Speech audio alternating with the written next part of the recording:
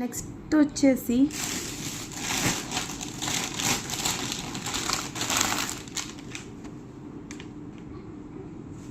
వస్తుందండి కలర్. మీకు వీడియోలో బాగా కనబడట్లేదు కానీ బయట చాలా అంటే చాలా బాగుందండి colour. Biscuit colour with baby pink అండి ఇది.